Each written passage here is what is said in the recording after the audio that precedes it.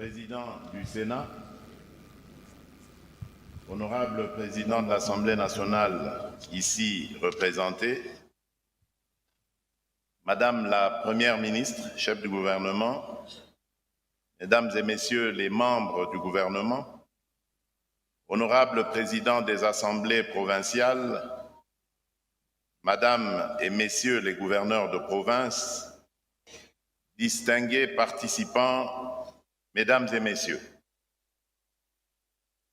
je suis profondément honoré de présider ce jour la cérémonie d'ouverture de la 12e session de la conférence des gouverneurs de province, ici à Kolwezi, chef-lieu de la province du Lualaba, conformément aux dispositions pertinentes de l'article 200 de notre Constitution, ainsi que des articles 2, 7 et 10 de la loi organique numéro 08/015 du 7 octobre 2008, relative à l'organisation et au fonctionnement de cette conférence. Permettez-moi d'exprimer tout d'abord ma profonde gratitude à la population de cette magnifique province pour l'accueil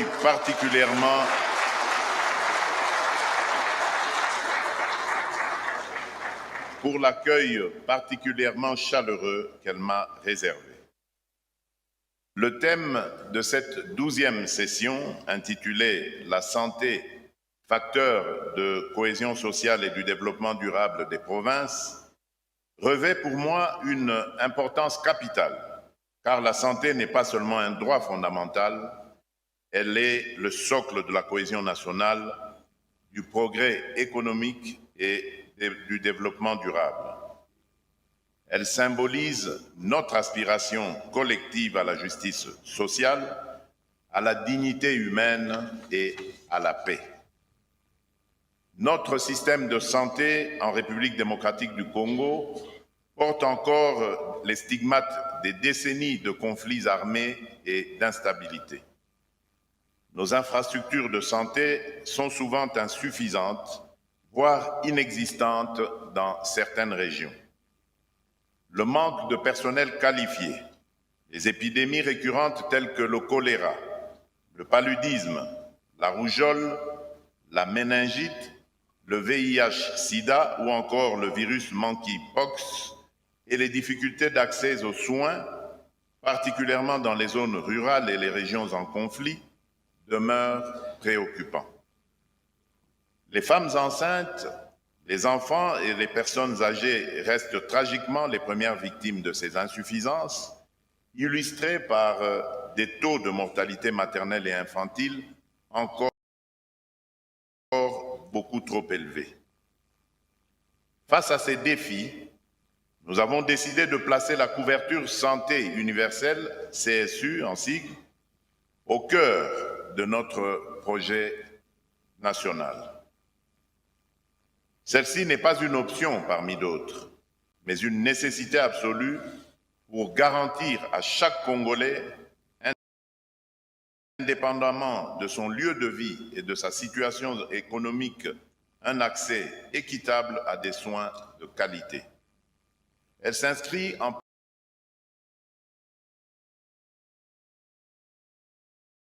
parfaite cohérence avec les objectifs de développement durable, notamment les ODD 2, 3, 10 et 16, et vise à réduire les inégalités qui fragilisent nos provinces et compromettent notre cohésion nationale.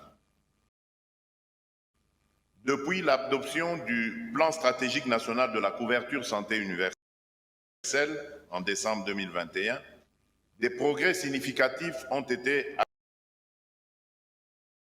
accomplis.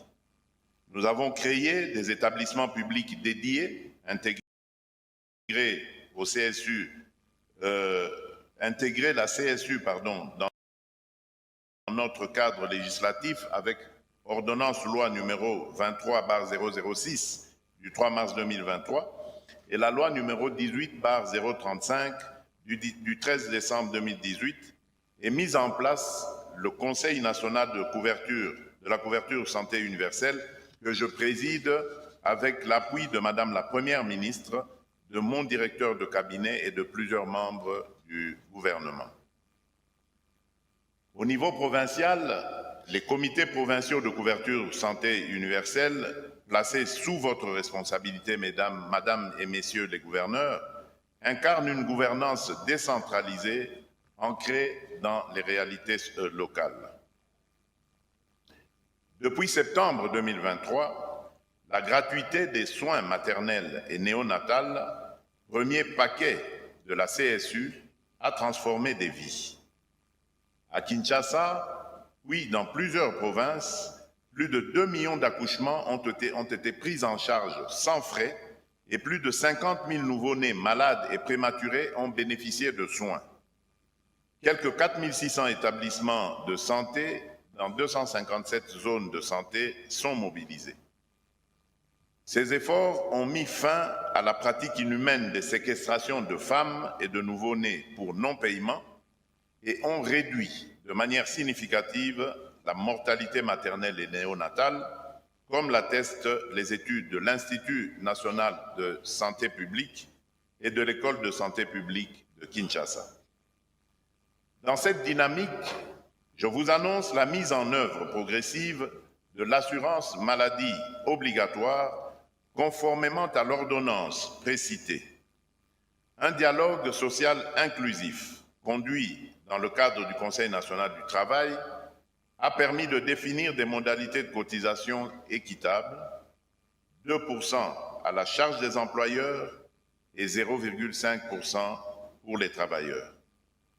Cette réforme vise à élargir l'accès aux soins, renforcer la protection financière des ménages et mobiliser des ressources domestiques pour réduire notre dépendance à l'aide internationale. Une attention particulière sera portée à certaines catégories vulnérables, telles que les forces armées, la police, les agents de l'État ainsi que les populations indigentes. C'est un acte fort de justice sociale et de reconnaissance envers ceux qui protègent notre pays.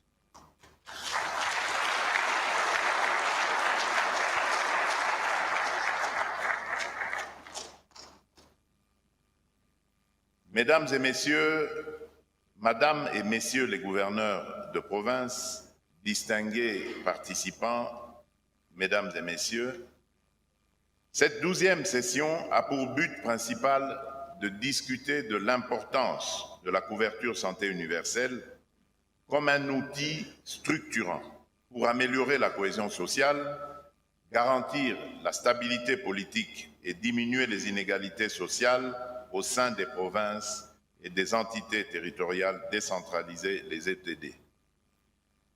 Les échanges porteront sur les façons dont la CSU peut réduire les tensions sociales et promouvoir l'inclusion.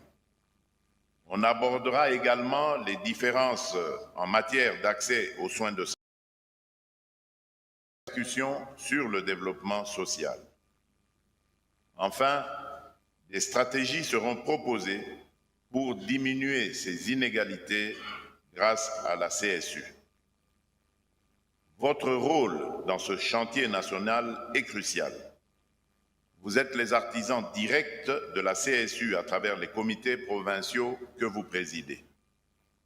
Je vous exhorte donc à intégrer systématiquement la santé dans vos politiques publiques, à mobiliser les ressources locales de manière transparente et à garantir une équité territoriale exemplaire. La participation active des communautés est indispensable pour assurer la durabilité de nos initiatives.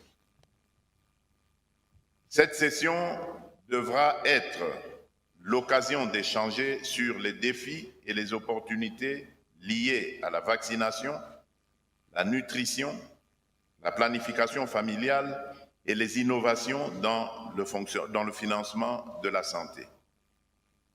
La médecine communautaire, expérimentée avec succès depuis les années 1970 dans nos provinces, doit être valorisée pour renforcer notre système sanitaire. Nous devons également investir dans la modernisation de nos hôpitaux, finaliser la réforme hospitalière et promouvoir des partenariats publics-privés en intégrant les ONG, la société civile et les communautés bénéficiaires. Face aux défis sécuritaires, notamment à l'est de notre pays, la CSU devient aussi un acte de résistance sociale. Dans les zones affectées où les structures de santé sont détruites et les médicaments rares, la reconstruction par la dignité et la solidarité constitue une réponse à la guerre elle-même. Au-delà des frontières locales, la lutte contre les épidémies comme la rougeole, le choléra, le paludisme ou Ebola doit être une démarche communautaire et interprovinciale. La diplomatie sanitaire, en favorisant la coopération et l'échange d'informations, peut devenir un levier de paix entre nos provinces. Je tiens à saluer la tenue récente du 4e Forum national sur la vaccination, consacré à l'éradication des maladies comme la poliomyélite et la lutte contre la malnutrition et le cancer du col de l'utérus. Je félicite les gouverneurs pour leur engagement, renouvelé dans la déclaration de Kinshasa, notamment en matière de financement, de suivi et de redevabilité. À l'issue de cette session, les provinces les plus performantes seront honorées pour leur exemplarité.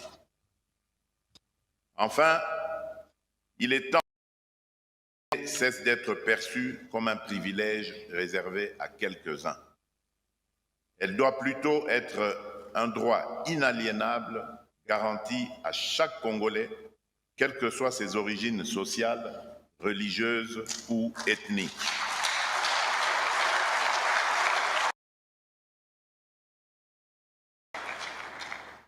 Ensemble, redonnons à chaque Congolais la dignité d'un accès équitable aux soins. Ensemble, bâtissons des provinces fortes, solidaires et prospères. Sur ce, je déclare ouverte la 12e session de la conférence des gouverneurs de province. Je vous remercie. Une d'orientation du président de la République qui vient justement d'ouvrir cette 12e session de la conférence des gouverneurs de province. Le chef de l'État a insisté sur la couverture santé universelle. Et la cérémonie donc se poursuit.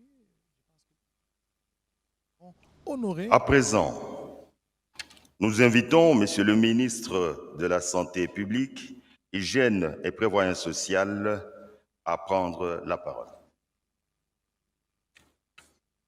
Roger Nkamba, ministre de la Santé publique, Hygiène et Prévoyance sociale. C'est lui donc qui va honorer les provinces exemplaires dans la couverture santé universelle, justement. Excellence, Monsieur le Président de la République, chef de l'État, avec mes hommages les plus déférents. Honorable Président du Sénat, Excellence, Madame la Première ministre, chef du gouvernement, avec l'expression de ma très haute considération.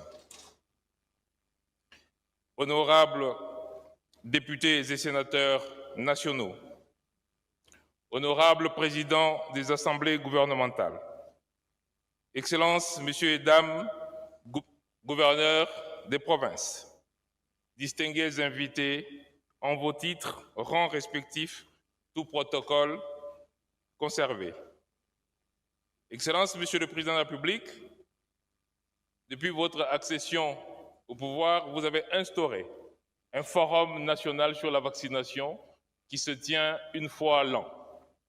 Le premier forum a eu lieu en 2019 et lors de ce forum, le constat avait été fait que la vaccination de routine de nos petits-enfants tournait autour de 30% dans notre pays. Vous avez alors engagé tous les gouverneurs dans le cadre de la déclaration de Kinshasa pour pouvoir lutter ensemble contre ce fléau de la sous-vaccination de nos enfants. Il a été ainsi remarqué qu'un an plus tard, Excellence, Monsieur le Président de la République, le taux de vaccination est passé de 30 à 52%.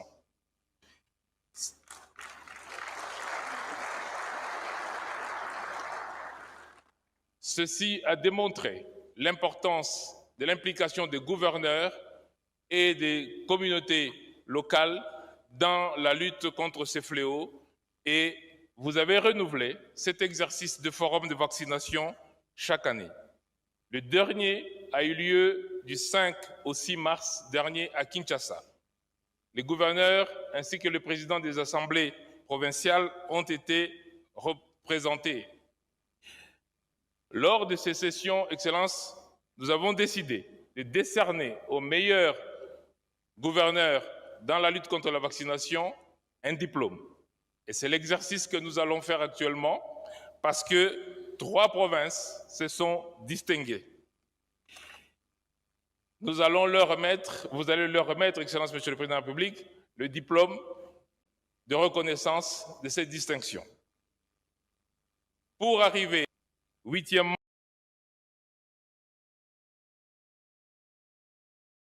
notifier les cas de rougeole, poliomyélite, et 10 enfin, améliorer la qualité de la surveillance de la poliomyélite.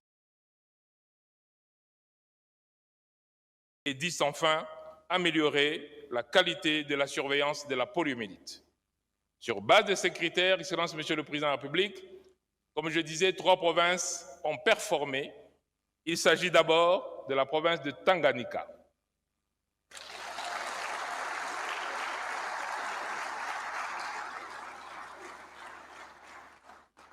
Je vais remettre le diplôme au Président de la République pour vous le donner.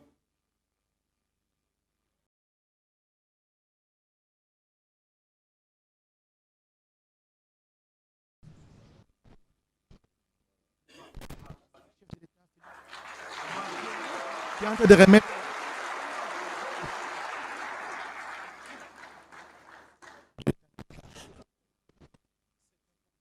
Beaucoup de résistance dans certaines provinces. La pour deuxième pouvoir province accepter. qui a performé, c'est la province du Olomami. La province du Olomami avec son gouverneur qui est sur place. Ici, il va recevoir lui aussi les titres, le diplôme justement auprès du président de la République, Félix Antoine Tshisekedi Tshilombo, en termes d'exemplarité dans l'accès aux soins de qualité dans sa juridiction. Et surtout la vaccination contre la poliomyélite. Parce que le Lualaba est la 3e province qui a performé. La 3e province à être honorée, c'est la province de Lualaba. Fifi Masuka Saini, Marie-Thérèse, c'est la gouverneure de cette province. Elle va recevoir elle aussi les diplômes d'honneur demain du chef de l'État. Et le président de la République qui a lui-même dit dans son allocution d'ouverture que les gouverneurs de province doivent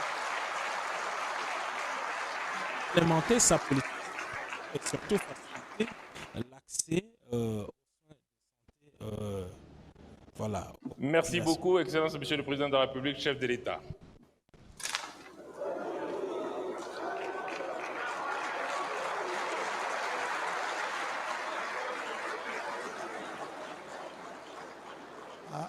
À sa fin, eh bien, les gouverneurs ont été honorés par le chef de l'État, Félix Antoine Tshisekedi Tshilombo, pour leur exemplarité. Excellence, Monsieur le Président de la République, avec l'expression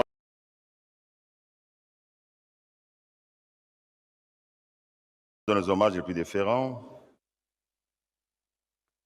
Mesdames et Messieurs, ainsi prend fin la cérémonie d'ouverture de la conférence des gouverneurs.